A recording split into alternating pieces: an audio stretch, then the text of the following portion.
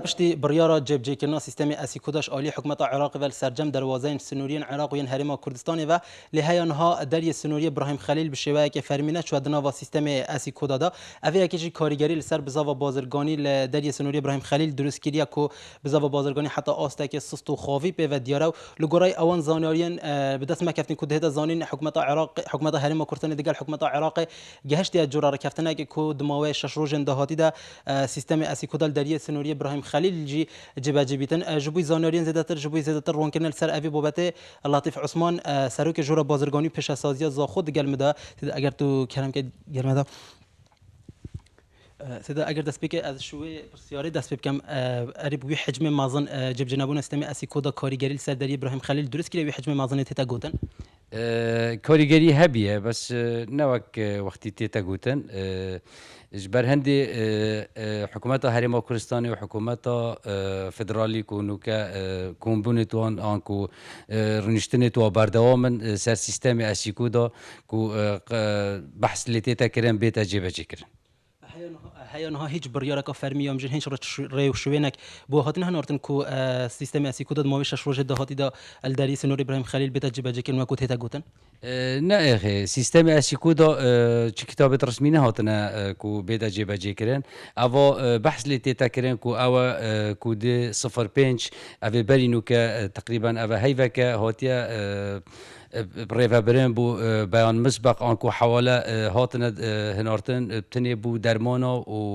وخارني بي اوا 05 بحثها ايكي هيواشش او همي كلو بلا بخوا بگريتن كو حواله بين هنارتن وباش دو جورا بيتا دان سركودي 05 هیچ امیدک بجن نزیک هیا کو سیستم اسیکودا بشوی که فرمیل دری سنوری ابراهیم خلیل جبه جبیتن بله امید ما هیا ان شاء الله دی جبه جبتن رکفتن ویت هر دو عالی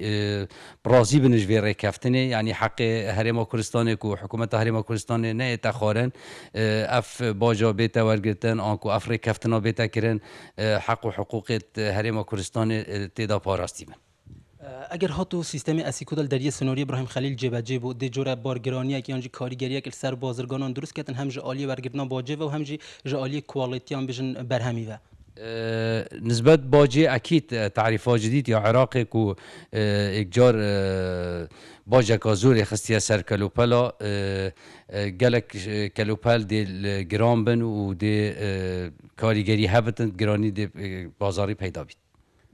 و اگر هاتو مجن حکومت عراق و حکومت هرم نگشت نه رکفتنی و سیستم اسیکودال دری سنوری ابراهیم خلیل جبه نبو دری سنوری ربيعه وكو بجهور دشت جه دری سنوری ابراهیم خلیل گرتن جه بو خرد كنا بزاف بازرگانی العراقي درجه الربيعه وبيا وبيشترجي هر هبي از نابينم كو درجه الربيعه دي بتا منافسه بو درجه ابراهيم خليل چونكو امانه الجمرك ابراهيم الخليل هي التشم بجمه الهمي دروازه عراقي كو وك دروازه ابراهيم خليل امانه دانينه ربيعه كاريگريا نابتن رنگ